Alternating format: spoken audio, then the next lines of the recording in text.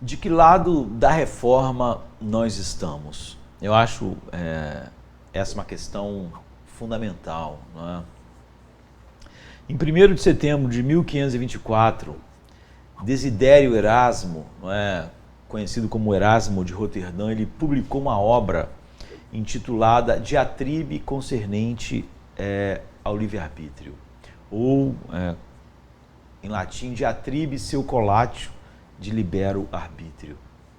Em dezembro do ano seguinte, Martim Lutero respondeu com o seu famoso livro A Escravidão da Vontade, não é? A sua famosa obra A Escravidão da Vontade, ou De Servo Arbítrio. Não é? Então, o livro de Lutero era 4 vezes maior do que o de Erasmo e era aguçadamente polêmico no estilo, não é, que Lutero adotou. Lutero, ele considerava A Escravidão da Vontade a sua obra mais importante, porque ela falava de questões que Lutero considerava como sendo, ele diz, o cor ecclesia, ou seja, o próprio coração da igreja. Nós não podemos imaginar nada vivendo sem coração. Não é? Então, ele considerava essa coisa mais importante. Em 1537, né, Lutero ele observou que nenhum dos seus escritos, seus livros, merecia preservação, a não ser o seu catecismo para crianças e a escravidão da vontade. Então, B.B. Arfield ele chamou a escravidão da vontade de o manifesto da reforma protestante. Sigurd Normann, bispo de Oslo, ele se referiu a essa obra, não é, como o mais excelente e poderoso Soli Deo Gloria que foi cantado em todo o período da reforma protestante. Então Lutero ele começa a escravidão da vontade enfatizando a clareza da Escritura nos assuntos da salvação e o papel da Escritura como o único árbitro final do debate. Em seguida, Lutero explica o quanto é importante para o cristão ter uma visão correta da vontade humana e da dependência do pecador total à graça soberana de Deus. E Lutero desaprova Erasmo por ter declarado que o livre-arbítrio chama atenção para uma das doutrinas inúteis, da qual nós podemos abrir mão, por dar muito pouca importância a questões envolvidas. E Lutero diz para Erasmo, é não espiritual, sem propósito e supérfluo, você diz.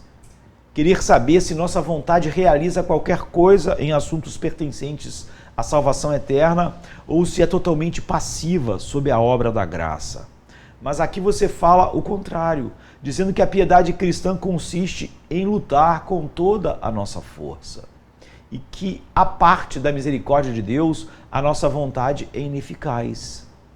Aqui você claramente afirma que a vontade é, em algum sentido, ativa em assuntos pertencentes à salvação eterna, porque você a representa como uma luta e, novamente, você a representa como o objeto da ação divina quando diz que sem a misericórdia de Deus ela é ineficaz.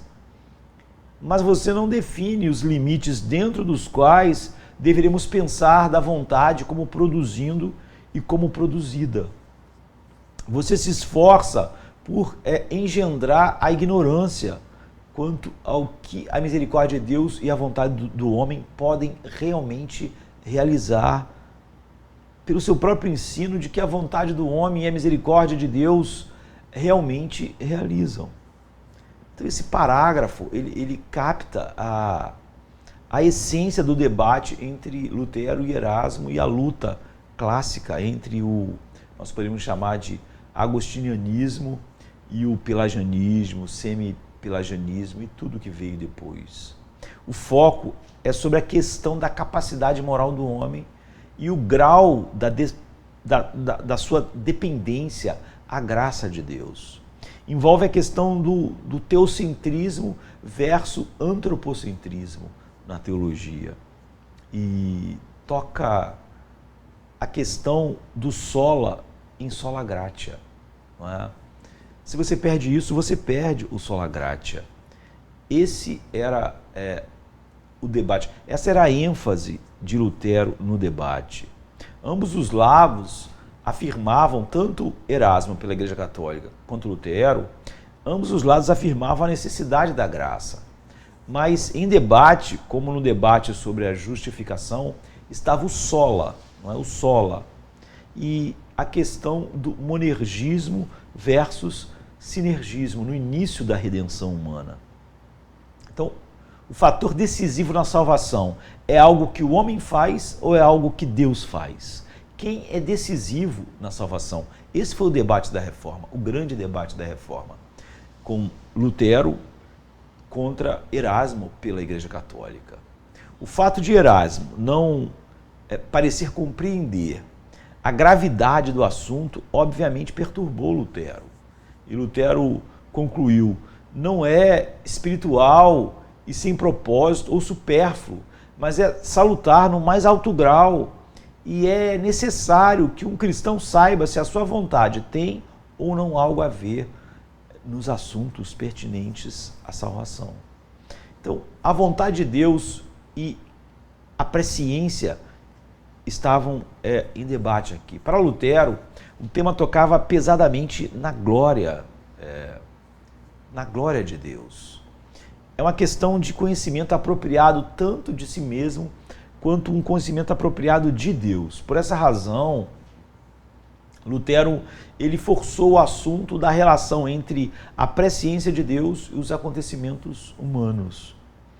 A questão da presciência divina ou conhecimento prévio, ela é normalmente levantada em discussões com relação à providência divina, predestinação e eleição.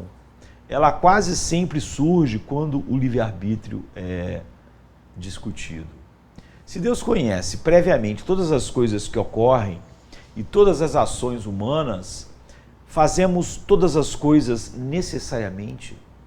Lutero afirma que Deus de fato conhece previamente todas as contingências, porém ele não tem o conhecimento prévio de forma contingente.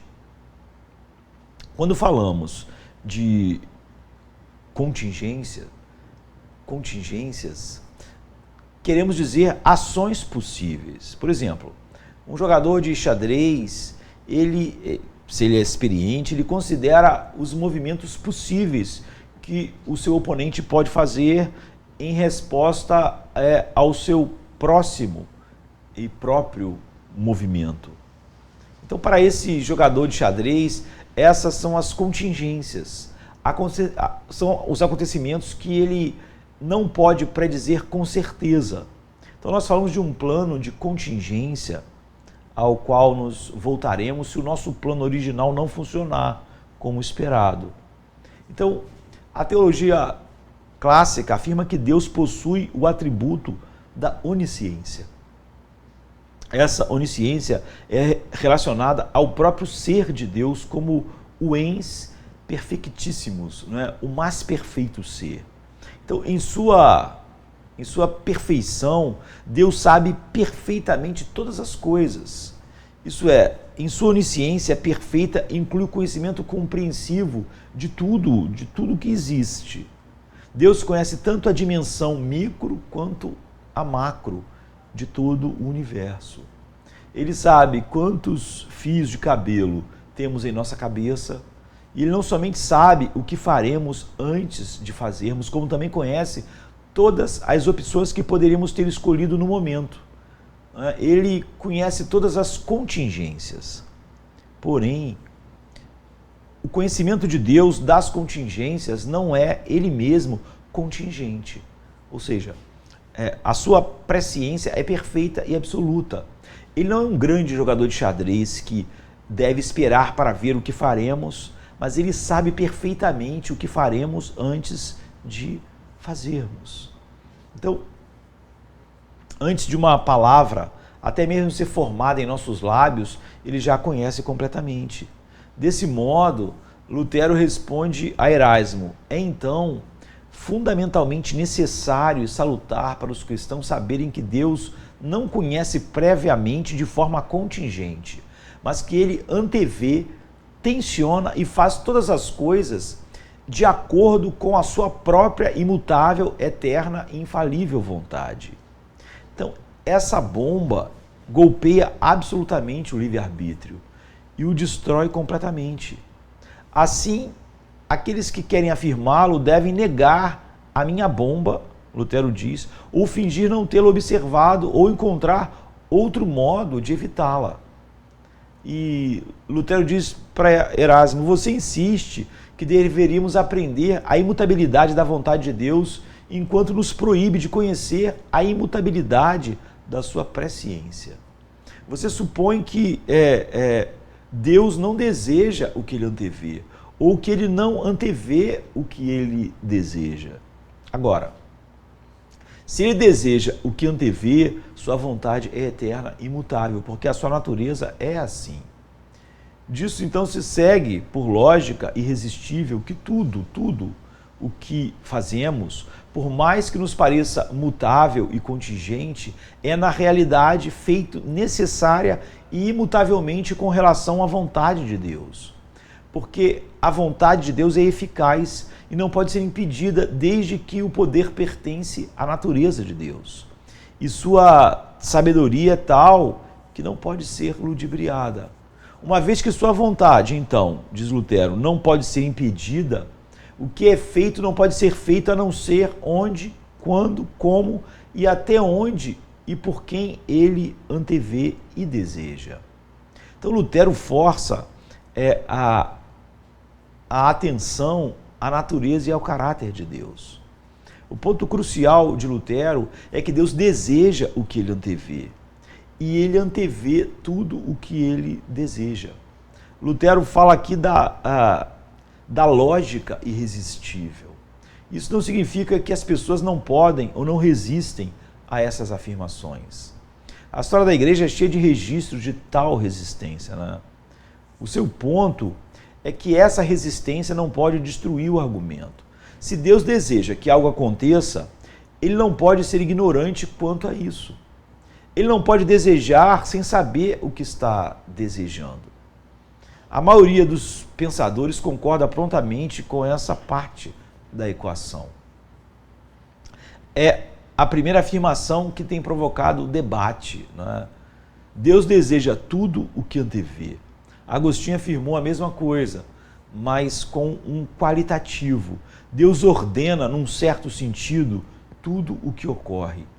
O, entre aspas, num certo sentido de Agostinho, suaviza um pouco o golpe. Por trás das afirmações, tanto de Agostinho quanto de Lutero, encontra-se a doutrina total de Deus. Ambos, Agostinho e Lutero, eles afirmam rigorosamente tanto a sua onipotência quanto a sua imutabilidade e onisciência. A onipotência contém a ideia de que Deus tem todo o poder e autoridade sobre a sua criação, incluindo as ações dos seres humanos. Tudo o que Deus sabe que irá acontecer, ele sabe que pode evitar que aconteça.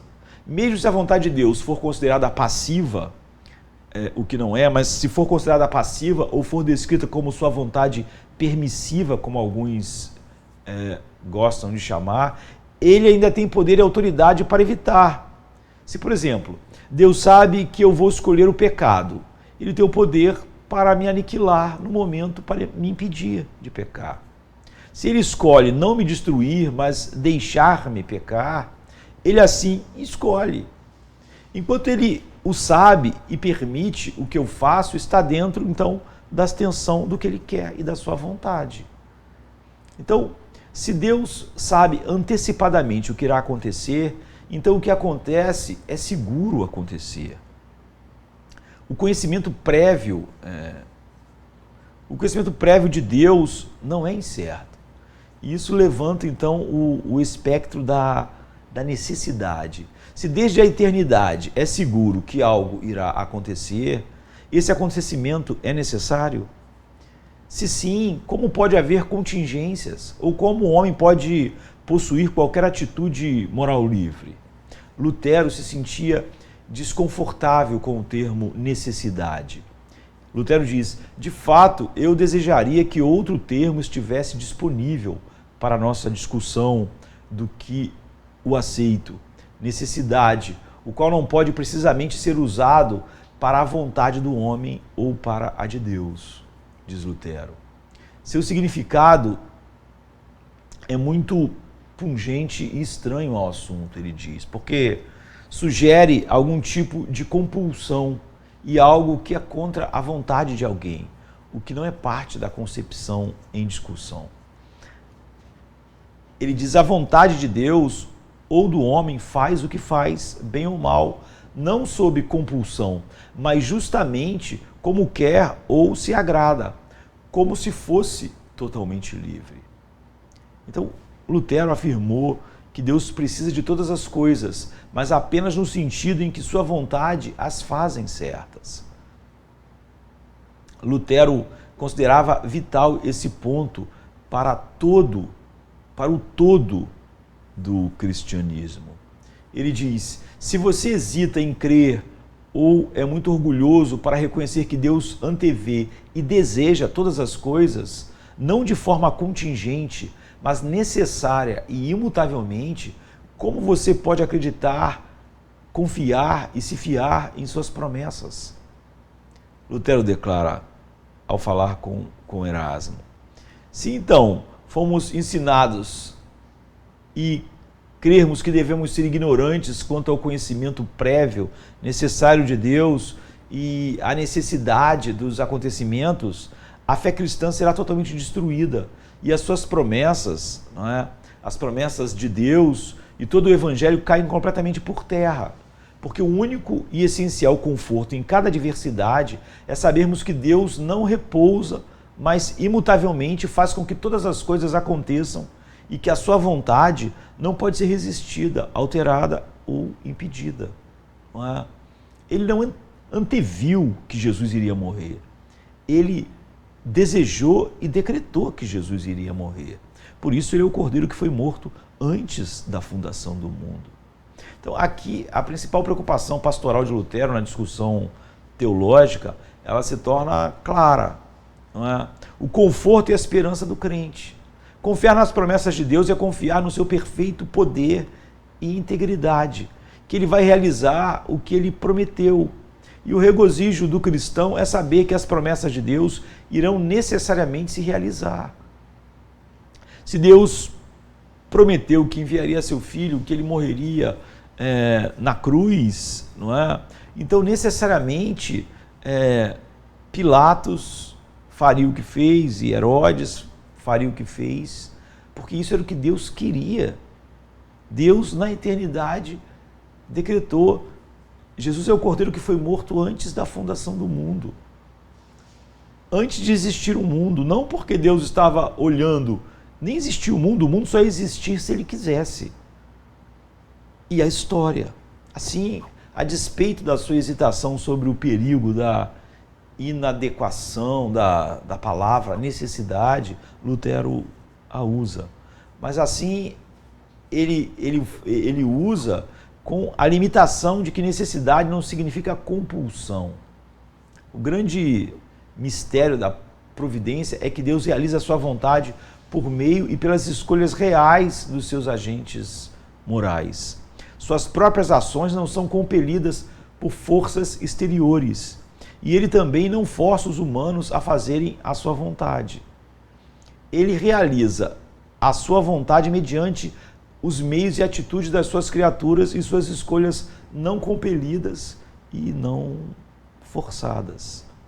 O homem age sempre de acordo com a sua natureza.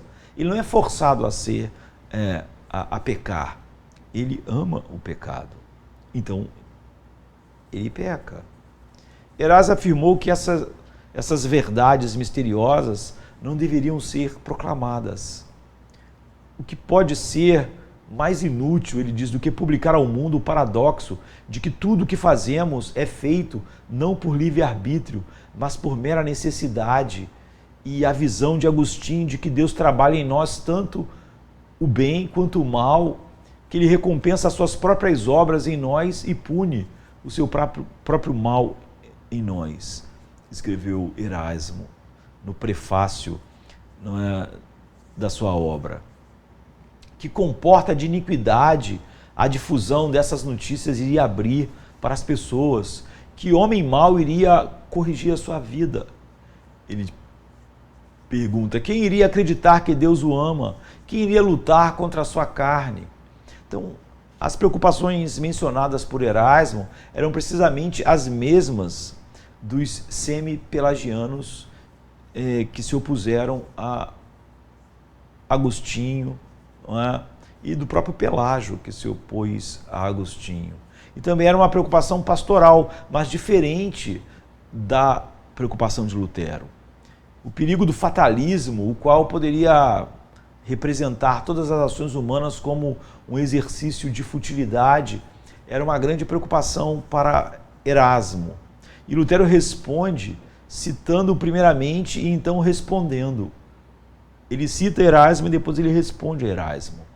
Ele diz, Erasmo, quem irá tentar e reformar sua vida? Lutero responde, ninguém. Ele cita Erasmo, quem irá crer que Deus o ama? Lutero, ninguém. Ninguém pode. Mas o eleito deve crer. E o resto deve perecer sem crer, enfurecendo-se e blasfemando contra Deus. Porque Deus é luz e o homem é trevas. Erasmo diz, uma comporta de iniquidade é aberta por nossas doutrinas. Lutero responde, que seja. Lutero insistia que, longe de abrir essa comporta, ele estava meramente sendo fiel à palavra de Deus. É Deus quem publica essas coisas, e ele assim o faz por causa dos seus eleitos, é o que Lutero diz. Depois disso, Lutero retoma a questão da necessidade. Ele diz, eu disse necessariamente, eu não disse compulsoriamente. Eu quis dizer, Lutero diz, eu quis dizer por uma necessidade, não por compulsão, mais do que eles chamam de imutabilidade. Isso é, um homem sem o Espírito de Deus não pratica o mal contra a sua vontade, sob pressão, como se fosse tomado pelo pescoço e arrastado para o mal, como um ladrão que é arrastado pela polícia para o castigo contra a sua vontade. Mas ele o comete de forma espontânea e voluntária, é o que Lutero diz. E ele continua, e o seu desejo ou vontade é algo que ele não pode, em sua própria força, eliminar, reprimir ou alterar. A vontade não pode se alterar, nem dar a si mesma outra inclinação. Por outro lado, Lutero diz, quando Deus trabalha em nós, a vontade é mudada sob a doce influência soberana do Espírito de Deus. Mais uma vez, ela deseja e age. Quem age é a vontade, não por compulsão, por ser obrigada, mas por seu próprio desejo e inclinação espontânea agora que o Espírito Santo a mudou. Então, a posição de Agostinho, de Martim Lutero, de João Calvino e outros é frequentemente caricaturada como querendo dizer que na eleição graciosa de Deus, ele conduz pessoas esperneando e gritando contra a vontade delas para o seu reino, não é? A visão de Agostinho é que Deus muda a vontade recalcitrante e escravizada do pecador por meio do Espírito Santo, que muda a sua inclinação interior, disposição ou tendência, como Agostinho diz. E os agostinianos têm explicado essa concepção tantas vezes e de forma tão clara que é surpreendente que a caricatura seja tão frequentemente repetida. Quer dizer que o homem Deus pega ele pelo pescoço e leva ele para o céu, ou então o homem está querendo ir para o céu, mas Deus pega ele pelo pescoço e não deixa ele entrar. Isso é ridículo, não é? Porque toda a questão é a vontade do homem. O homem que é trevas, ele nunca deseja ser santo, deseja viver para a glória de Deus. Ele pode não desejar ir para o inferno, como o diabo também não deseja, como o ladrão não deseja ir para a cadeia. Não porque o ladrão quer viver uma vida sem os seus crimes, não é? Mas porque ele nunca quer ser capturado, ele quer continuar com os seus crimes sem ir para a cadeia, como o homem ama o pecado e não quer ir para o inferno. Mas só quando a vontade é alterada que o homem ama a Deus, ama a santidade, deseja viver para a glória de Deus. Então, no diatribe, Erasmo argumentou que uma vontade que é impotente sem a graça não é realmente livre. E Lutero responde a Erasmo assim: você descreve o poder do livre-arbítrio, entre aspas, como pequeno e totalmente ineficaz à parte da graça de Deus. Concorda? Lutero pergunta. Agora, então eu lhe pergunto, se faltar a graça de Deus, se ela for tirada desse pequeno poder, o que ele pode fazer? Ele é ineficaz, você diz, e não pode fazer qualquer coisa que seja boa. Então não irá fazer o que Deus ou sua graça deseja. Por quê? Porque nós tiramos a graça de Deus dele e o que a graça de Deus não faz, não é bom. Consequentemente, Lutero diz, segue-se que o livre-arbítrio, entre aspas, sem a graça de Deus não é livre de forma alguma, mas é um prisioneiro permanente e escravo do mal, uma vez que não pode se voltar para o bem. O homem segue sempre a sua vontade, que é escrava do pecado. Então Lutero estava preocupado com o fato de a expressão livre-arbítrio ser profundamente equivocada para a maioria das pessoas.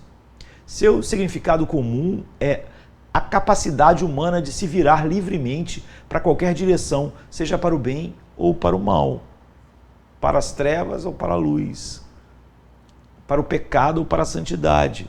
Lutero chamava a expressão livre-arbítrio, ele diz, grandiosa, compreensiva e ofensiva demais. Não é? Grandiosa, compreensiva e ofensiva demais. Por quê? Porque ele conclui que esta falsa ideia de livre-arbítrio é uma ameaça real à salvação e uma desilusão carregada das mais perigosas consequências, diz Lutero. Então, depois de responder aos argumentos de Erasmo, tendo como base os apelos aos escritores antigos na afirmação de que a Bíblia não é clara nesses assuntos, Lutero volta-se para o corpo principal da obra de Erasmo. Lutero lida primeiramente com a definição de livre-arbítrio de Erasmo, um poder da vontade humana pelo qual um homem pode se dedicar às coisas que o conduzem à salvação eterna ou afastar-se das mesmas. Lutero então apresenta o seu próprio entendimento do que Erasmo queria dizer com o livre-arbítrio. Lutero diz, supõe então que este poder da vontade humana significa um poder ou faculdade ou disposição ou atitude para desejar ou para não desejar, para escolher ou rejeitar, para aprovar ou desaprovar e para realizar todas as outras ações da vontade. Agora, Lutero diz, o que significa para esse mesmo poder se dedicar ou afastar-se? Eu não entendo, a não ser que isso refira-se ao real desejar ou não desejar, escolher ou rejeitar, aprovar ou desaprovar. Isto é, a exata ação da própria vontade. Assim, devemos supor que esse poder é algo que acontece entre a vontade e sua ação, algo pelo qual a própria vontade produz o ato de desejar ou não desejar, o que não faz sentido, e por meio do qual a ação de desejar ou não desejar é produzida. Nada mais é imaginável ou concebível. Então Lutero vê na concepção de Erasmo uma reversão ao ponto de vista de Pelágio, embora com menor sofisticação. Ele condena o entendimento de Erasmo sobre as discussões filosóficas anteriores sobre essa questão. Então Lutero discute as três visões distintas de Erasmo do livre-arbítrio. De uma visão sobre o livre-arbítrio, você desenvolve três, Lutero diz. A primeira, aquela dos que negam que o homem pode desejar o bem sem a graça especial. Não começa, não progride e não termina, etc. Parece a você severa, mas suficientemente provável. A segunda, aquela dos que afirmam que o livre-arbítrio não é útil para nada, exceto o pecado, e que só a graça trabalha o bem em nós, etc. Isso parece a você mais severo. E a terceira, a visão daqueles que dizem que o livre-arbítrio é um termo vazio e que Deus trabalha em nós tanto bem quanto mal e que tudo o que acontece, acontece por mera necessidade. Isso parece a você a mais severa. É contra essas duas últimas que você declara estar escrevendo e que a sua obra vai nessa direção. Então Lutero afirma que as três diferentes visões enumeradas por Erasmo em sua obra fazem distinção que não há diferenças. Todas as três referem-se à mesma coisa, mas apenas com palavras diferentes. Então Lutero ele pergunta como Erasmo pode chamar a primeira de suficientemente provável, quando é claramente divergente da sua própria definição. Lutero diz, você disse que o livre-arbítrio é um poder da vontade humana pela qual um homem pode se dedicar ao bem, mas aqui você diz e aprova que isso seja dito, que o homem sem a graça não pode desejar o bem. Então Lutero diz, a definição afirma o que a declaração paralela nega. Assim, Erasmo, no seu conceito, no seu livre-arbítrio, há ao mesmo tempo um sim e um não. E no mesmo fôlego você diz que somos tanto certos quanto errados. E que você mesmo é tanto certo quanto errado sobre uma e a mesma doutrina e artigo. Ou seja, você pensa que se dedicar ao que produz a salvação eterna, como sua definição diz que o livre-arbítrio faz, não é bom? Se houvesse bem suficiente no livre-arbítrio para que ele se dedicasse ao bem, não haveria necessidade da graça.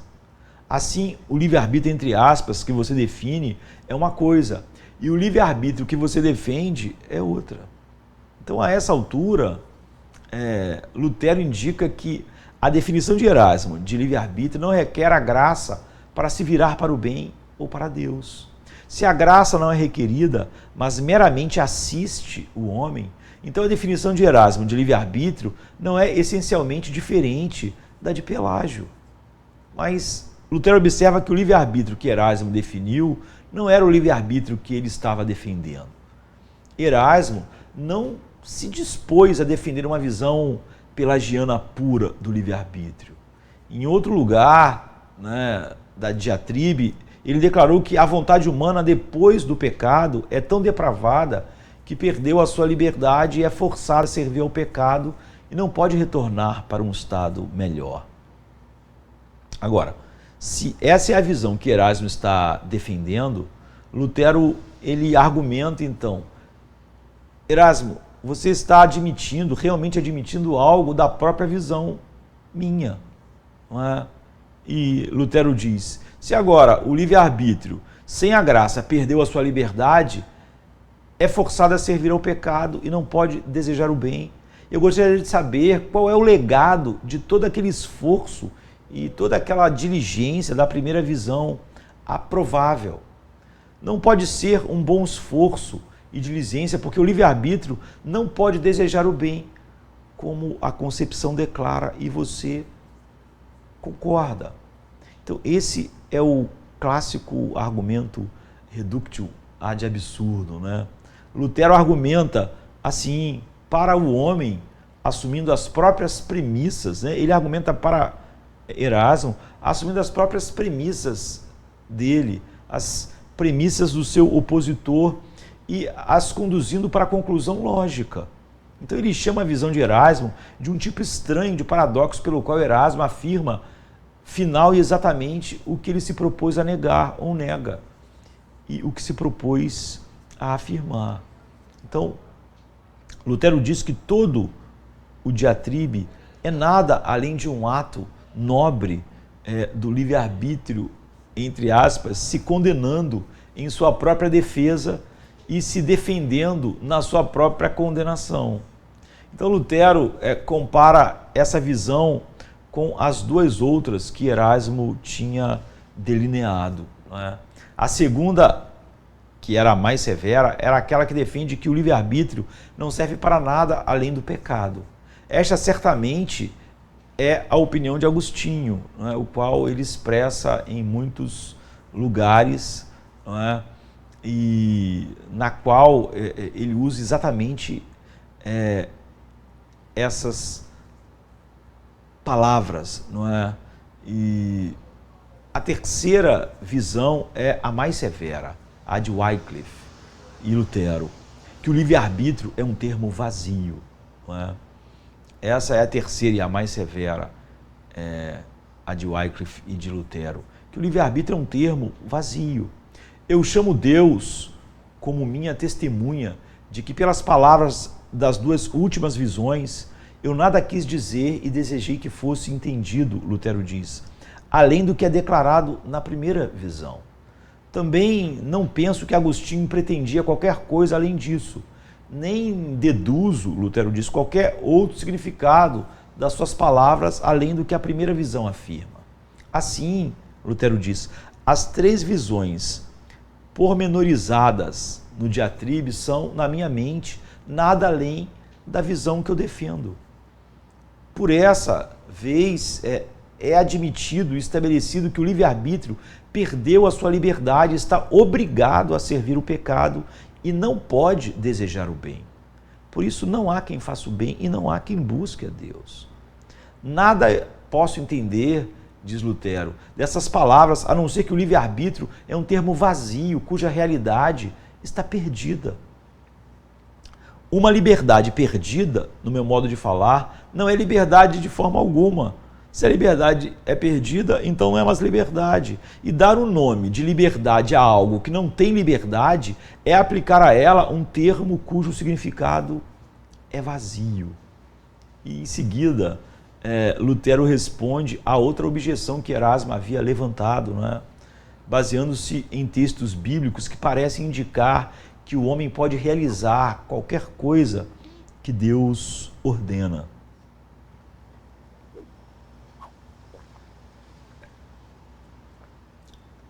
Essa questão, ela é similar àquela que provocou a reação inicial de Pelágio contra a oração de Agostinho, na qual ele pedia a Deus que concedesse o que ele ordenava.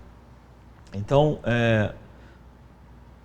no seu diatribe, Erasmo apela aos livros apócrifos, né, eclesiástico, ao dizer, se desejares manter, indica que há uma vontade no homem de manter ou não manter. Caso contrário, diz Erasmo, qual é o sentido de dizer a alguém que não tem desejo se desejares? Não é ridículo dizer a um cego, se desejares ver, encontrarás um tesouro? Ou dizer a um surdo, se desejares ouvir, eu lhe contarei uma boa história? Isso seria ridicularizar a sua miséria.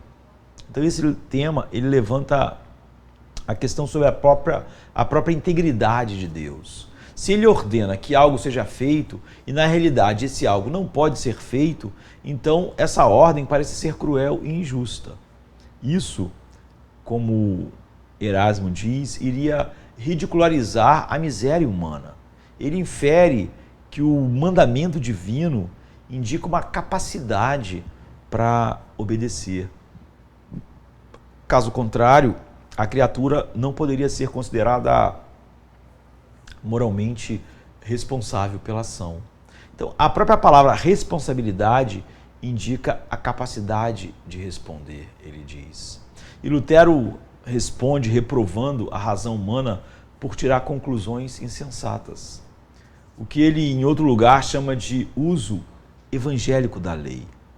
Lutero aqui descreve como uma estratégia divina para mostrar às suas criaturas moralmente impotentes a própria impotência das mesmas.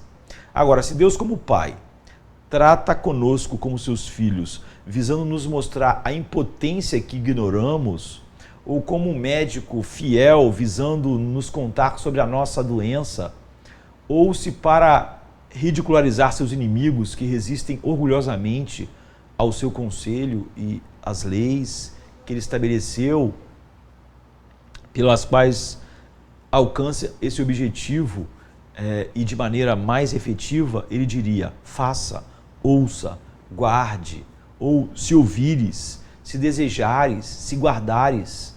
Pode-se concluir corretamente disso que, por essa razão, podemos fazer livremente essas coisas ou Deus está nos ridicularizando. Porque, de preferência, não deveria seguir essa conclusão. Por essa razão, Deus está nos testando para que, pela sua lei, Ele possa fazer com que a nossa impotência seja conhecida. Não é? Ele dá a lei para revelar Cristo, para acabar com todas as nossas ilusões. Ninguém é justificado pela lei, é o que a Bíblia diz, não é? É o que Paulo diz. Todos são condenados pela lei. A lei não foi dada para mostrar a capacidade humana, mas para mostrar a sua incapacidade. Por isso a lei condena todo mundo. Não é? Então aqui Lutero demonstra a diferença entre uma inferência possível e uma inferência necessária. Quando Deus faz algo cujo propósito nós não conhecemos, somos deixados para especular a respeito desse propósito. E Erasmo deduz que se o homem é impotente para fazer o que Deus ordena, então a razão de Deus para a ordem é ridicularizar a miséria humana. Essa é uma inferência possível, mas ela desaparece rapidamente quando levamos em consideração o caráter de Deus. Mais importante, Erasmo infere a partir do comando que somos capazes de obedecer. Essa também, de acordo com Lutero, é uma inferência possível, não uma inferência necessária. Para chegar a esse ponto, Lutero usa um argumento semelhante ao do apóstolo Paulo, quando este diz que a lei é uma mestra que nos conduz a Cristo. Somos ordenados a obedecer toda a lei e sermos perfeitos. E isso não significa, a não ser que adotemos o pelagianismo totalmente, que somos moralmente capazes de alcançar a perfeição. Não é? Não significa isso. De acordo com as leis da inferência imediata, uma pessoa nada pode inferir a partir da declaração se desejares sobre quem tem o poder de assim desejar. Né? Essa é uma frase condicional indicada pela presença da palavra se. É como a fórmula se A, então B. Se a condição A for satisfeita, A, então a conclusão se seguirá B. Essa fórmula indica meramente uma conexão entre A e B. Um texto, ele frequentemente é mencionado a esse respeito por muitas pessoas, é João 3,16, que promete que todo aquele que crê não perecerá. O texto ensina explicitamente que se alguém crê A, então não terá B, que é perecer, não perecerá, e terá C, que é a vida eterna. O texto nada diz sobre quem irá crer ou quem pode crer. Ele pode indicar que alguns podem ou não irão crer, mas uma indicação não pode anular uma declaração explícita. E esse é o ponto de onde a discussão prosseguirá, não é? No debate. Porque Lutero vai mostrar pelas Escrituras que as Escrituras negam explicitamente a capacidade moral do homem de fazer o que Deus ordena, de obedecer à lei e ser justificado por ela. Ele aplicará o princípio, Lutero, ele vai aplicar o princípio da interpretação de que o implícito deve ser interpretado à luz do explícito, e não o contrário. Deus diz explicitamente que o homem é incapaz. Então, Erasmo, ele continua recorrendo a textos que impõem obrigações ao pecador, argumentando que tais obrigações necessitam de capacidade moral. Ele diz, se não está no poder de cada homem manter o que é ordenado, a lei, todas as exortações das Escrituras e todas as promessas, ameaças, repreensões e censuras, súplicas, bênçãos, maldições e multidões de preceitos são necessariamente inúteis. Lutero, ele vê essa conclusão como totalmente injustificável, envolvendo um salto quântico da lógica. Novamente, a inferência possível é elevada ao nível da inferência necessária. Sem a capacidade plena para realizar o que é ordenado, os comandos seriam necessariamente inúteis, é o que é dito. Mas Lutero responde: o diatribe continuamente, você nele, Erasmo, continuamente se esquece da questão em debate e trata de assuntos estranhos ao seu propósito. E você não vê que todas essas coisas criam um caso mais forte contra você mesmo e não contra a verdade bíblica. A partir de todas essas passagens, ele prova a liberdade e capacidade para cumprir todas as coisas, como declaram as próprias palavras da conclusão que você tirou, ao passo que sua intenção era estabelecer que tal livre-arbítrio não pode desejar o bem sem a graça, e um esforço que não pode ser atribuído à própria força humana. E agora que o próprio diatribe desminta as suas próprias palavras, das quais é dito que o livre-arbítrio não pode desejar o bem sem a graça. Se ele pudesse fazer o que você está dizendo, que é obedecer à lei se ele quisesse, então ele não precisava da graça. Então, deixa eu dizer agora que o livre-arbítrio tem tal poder, que não somente deseja o bem, mas mantém os maiores mandamentos, sim, todos os mandamentos, com facilidade, se assim ele quiser. Que o homem, se desejar, ele vai cumprir toda a lei de Deus. Então aqui Lutero está levando Erasmo para onde Erasmo não quer ir, direto para os braços de Pelágio. Se o argumento de Erasmo for sadio, então ele prova demais, a saber, a plena capacidade humana sem a graça de Deus. Lutero conclui: assim nada é menos provado por toda essa discussão repetitiva, discursiva e trabalhada do que o que havia sido provado, isto é, a visão provável que descreve o livre-arbítrio como tão impotente que não pode desejar qualquer bem sem a graça, mas é forçado ao serviço do pecado, escravizado, embora tenha se esforçado. Isso, porém, não pode ser atribuído ao seu próprio poder. É uma verdadeira fantasia. Ele nada pode fazer em sua própria força, porém tem se esforçado dentro da sua própria força. Sua constituição envolve uma contradição muito óbvia, Erasmo. E em seguida, Erasmo cita as palavras de João, não é?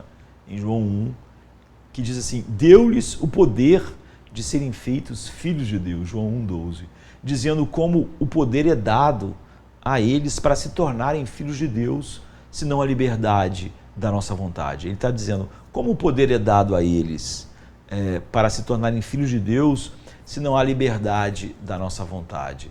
E Lutero responde a Erasmo: essa passagem também é um martelo contra o livre-arbítrio, como é quase todo o Evangelho de João. Apesar disso, ela é tão citada a favor do livre-arbítrio insensatamente. Olhemos para ela.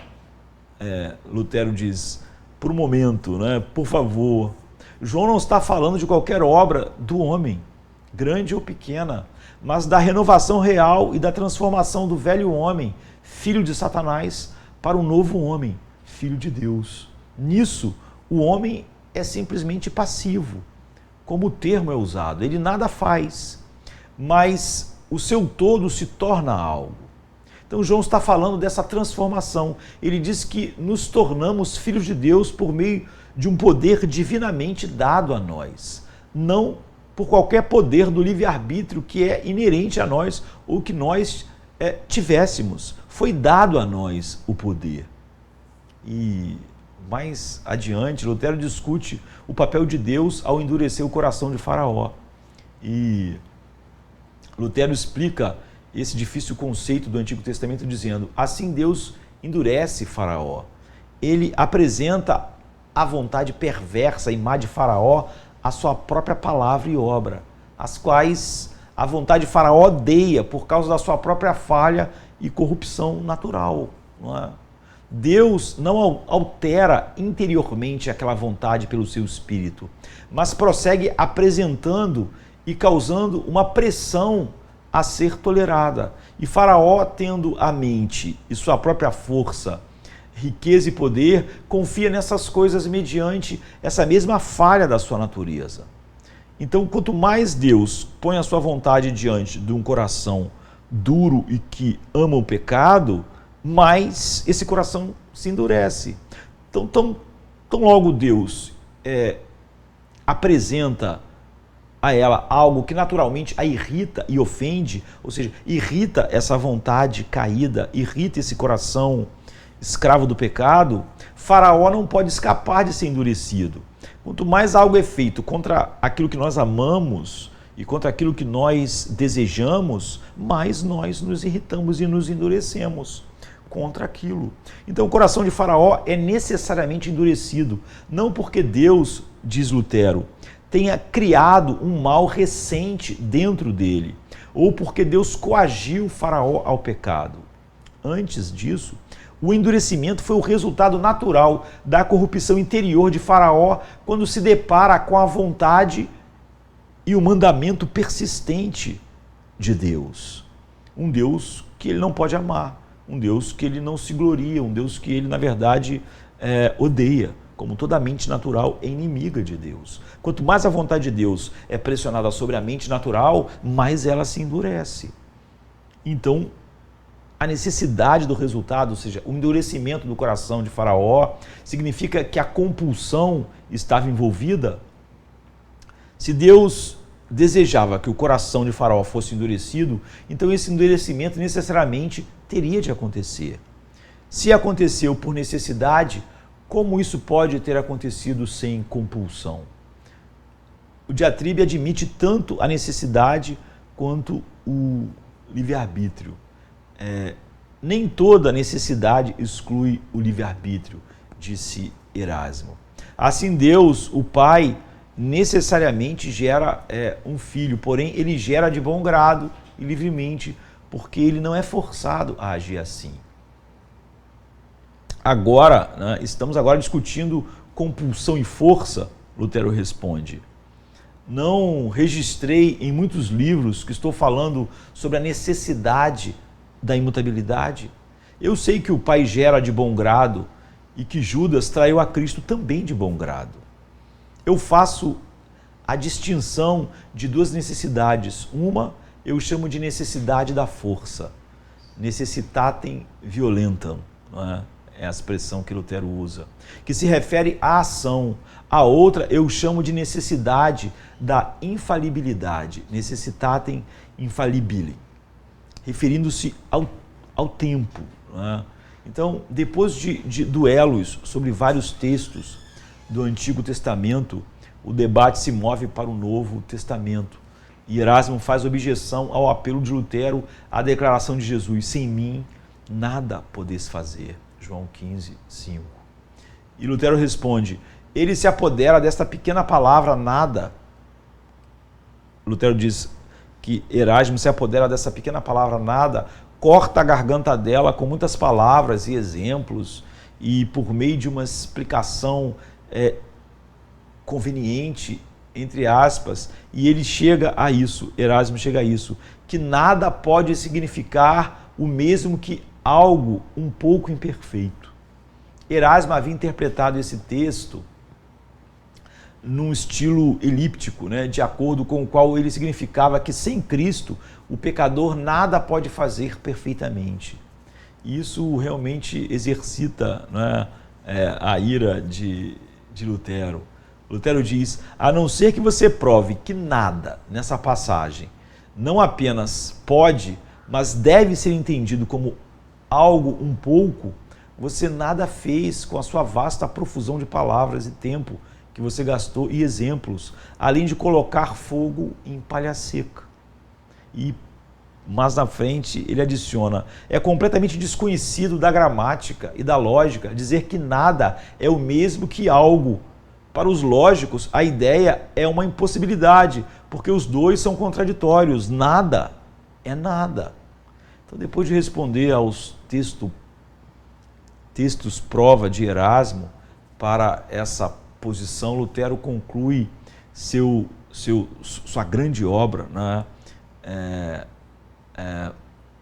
A Escravidão da Vontade, apresentando tudo aquilo que a Bíblia diz sobre a condição caída do ser humano, que nada pode em seu amor ao pecado, a não ser odiar.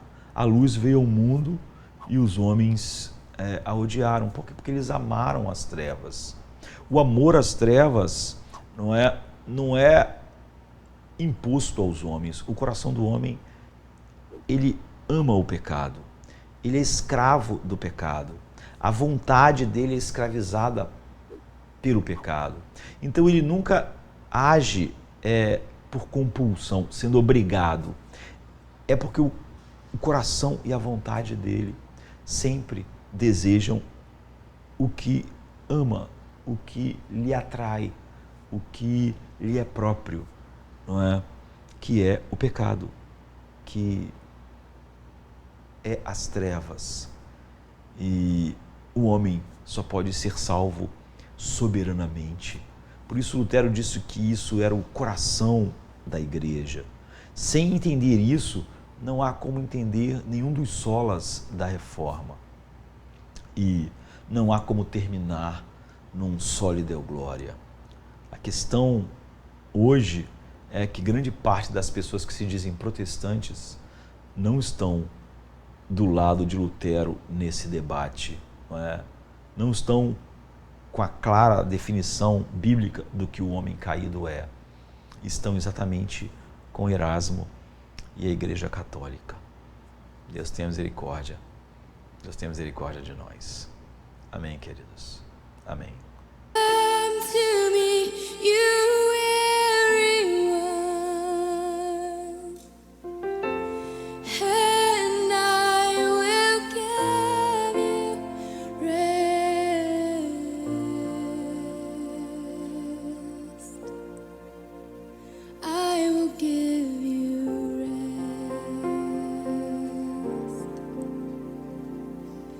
Could